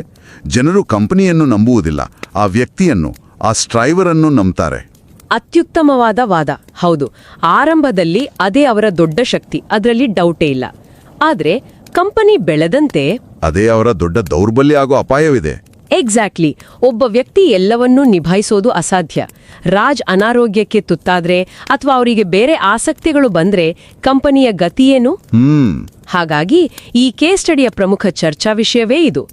ರಾಜ್ ಕೇವಲ ಒಬ್ಬ ಸಂಸ್ಥಾಪಕನಾಗಿ ಉಳಿಯದೆ ಒಬ್ಬ ಸಿಇಒ ಆಗಿ ಹೇಗೆ ಬದಲಾಗಬೇಕು? ಅಂದ್ರೆ ಅವರ ವೈಯಕ್ತಿಕ ಮ್ಯಾಜಿಕ್ ಅನ್ನು ಅವರ ಪಾಲ್ಗೊಳ್ಳುವಿಕೆ ಇಲ್ಲದೆಯೂ ಗುಣಮಟ್ಟವನ್ನು ಕಾಯ್ದುಕೊಳ್ಳುವ ಒಂದು ವ್ಯವಸ್ಥೆಯಾಗಿ, ಒಂದು ಪ್ರಕ್ರಿಯೆಯಾಗಿ ಹೇಗೆ ಪರಿವರ್ತಿಸಬೇಕು ಅನ್ನೋದೇ ಅಸಲಿ ಸವಾಲು. ಸಂಪೂರ್ಣವಾಗಿ ಸರಿ. ಈ ಸಂಪೂರ್ಣ ಪ್ರಕರಣವನ್ನು ಒಟ್ಟಾಗಿ ನೋಡಿದಾಗ ವ್ಯವಹಾರ ಮತ್ತು ಸಂಶೋಧನೆಯ ಬಗ್ಗೆ ಕೆಲವು ಪ್ರಮುಖ ಪಾಠಗಳು ನಮಗೆ ಸಿಗ್ತವೆ. ಹೇಳಿ. ಮೊದಲನೆಯದು ಬೂಟ್ ಸ್ಟ್ರ್ಯಾಪಿಂಗ್ ಬಗ್ಗೆ. ಹೊರಗಿನಿಂದ ಬಂಡವಾಳವಿಲ್ಲದೆ ಕಂಪನಿಯೊಂದು ಕಟ್ಟೋದು ನಿಮಗೆ ಸಂಪೂರ್ಣ ಸ್ವಾತಂತ್ರ್ಯ ಮತ್ತು ನಿಯಂತ್ರಣ ಕೊಡುತ್ತೆ. ಆದರೆ ಆ ಲಾಂಚ್ ರಾತ್ರಿಯಂತೆ ತಾಂತ್ರಿಕ ಸವಾಲುಗಳು ಎದುರಾದಾಗ ಸಂಪನ್ಮೂಲಗಳ ಕೊರತೆ ಕಾಡಬಹುದು. ಹೌದು. ಎರಡನೇದಾಗಿ ಕ್ರಿಯೇಟರ್ ಎಕಾನಮಿಯ ಶಕ್ತಿ ಮತ್ತು ಅದರ ಮಿತಿಗಳ ಬಗ್ಗೆ. ಇದೊಂದು ಉತ್ತಮ ಉದಾಹರಣೆ. ಒಬ್ಬ ವ್ಯಕ್ತಿಯ ವೈಯಕ್ತಿಕ ಬ್ರ್ಯಾಂಡ್ ಬಳಸಿ ಹೇಗೆ ಒಂದು ದೊಡ್ಡ ಲಾಭದಾಯಕ ವ್ಯವಹಾರವನ್ನ ಕಟ್ಟಬಹುದು ಅಂತ ಇದು ತೋರಿಸುತ್ತೆ. ಮತ್ತು ಮೂರನೆಯ ಬಹುಶಃ ಅತಿ ಮುಖ್ಯವಾದ ಪಾಠ ಅಂದ್ರೆ ಸ್ಕೇಲಬಿಲಿಟಿ. ಅಂದ್ರೆ ಒಂದು ಸಣ್ಣ ಪ್ರಾಜೆಕ್ಟ್ನಿಂದ ಲಕ್ಷಾಂತರ ಬಳಕೆದಾರರಿರೋ ಕಂಪನಿಯಾಗಿ ಬೆಳೆಯುವಾಗ ಎದುರಾಗುವ ಕಾರ್ಯಾಚರಣೆಯ ಸವಾಲುಗಳು. ಕಸ್ಟಮರ್ ಭಗವಾನ್ ಅನ್ನೋ ತತ್ವವನ್ನ 350 ಜನರಿಗೆ ಪಾಲಿಸೋದು ಒಂದು ರೀತಿ. ಹೌದು. ಆದ್ರೆ ಲಕ್ಷಾಂತರ ಬಳಕೆದಾರರಿದ್ದಾಗ ಅದನ್ನೇ ಹೇಗೆ ಕಾರ್ಯಗತಗೊಳಿಸೋದು? ಆಗ ತಂತ್ರಜ್ಞಾನ ಮತ್ತು ಪ್ರಕ್ರಿಯೆಗಳ ಪಾತ್ರ ಮುಖ್ಯವಾಗುತ್ತೆ. ಖಂಡಿತ. ಒಟ್ಟಿನಲ್ಲಿ ಟೇಕ್ ಯು ಫಾರ್ವರ್ಡ್ನ ಪಯಣವು ಕೇವಲ ಒಂದು ಸ್ಟಾರ್ಟ್ಅಪ್ನ ಕಥೆ ಅಲ್ಲ, ಬದಲಿಗೆ ಒಬ್ಬ ವ್ಯಕ್ತಿಯ ಕನಸು ಒಂದು ಸಂಸ್ಥೆಯಾಗಿ ಬೆಳೆಯುವಾಗ ಎದುರಾಗುವ ದ್ವಂದ್ವಗಳು, ನಿರ್ಧಾರಗಳು ಮತ್ತು ಸವಾಲುಗಳ ಒಂದು ಆಳವಾದ ಅಧ್ಯಯನ. ಹೌದು. ಇದು ಕೇವಲ ಬಿಸ್ನೆಸ್ ವಿದ್ಯಾರ್ಥಿಗಳಿಗೆ ಮಾತ್ರವಲ್ಲ, ತಮ್ಮದೇ ಆದ ಏನನ್ನಾದರೂ ಕಟ್ಟಲು ಹೊರಟಿರುವ ಯಾರಿಗಾದರೂ ಸ್ಫೂರ್ತಿ ಮತ್ತು ಎಚ್ಚರಿಕೆಯ ಪಾಠಗಳನ್ನು ನೀಡುತ್ತದೆ. ಇದು ಕೇಳುಗರು ಯೋಚಿಸಬೇಕಾದ ಒಂದು ಪ್ರಶ್ನೆಯನ್ನು ಹುಟ್ಟುಹಾಕುತ್ತೆ. ನಮ್ಮ ವೃತ್ತಿಜೀವನದಲ್ಲಿ ಅಥವಾ ನಮ್ಮ ತಂಡದಲ್ಲಿ ಯಶಸ್ಸು ಒಬ್ಬ ವ್ಯಕ್ತಿಯ ಮ್ಯಾಜಿಕ್ ಮೇಲೆ ನಿಂತಿದೆಯಾ? ಹಾಗಿದ್ರೆ ಆ ವ್ಯಕ್ತಿ ಇಲ್ಲದಿದ್ದರೂ ಆ ಮ್ಯಾಜಿಕ್ ಮುಂದುವರಿಯುವಂತೆ ಮಾಡಲು ನಾವು ಯಾವ ಮೊದಲ ಹೆಜ್ಜೆ ಇಡಬಹುದು?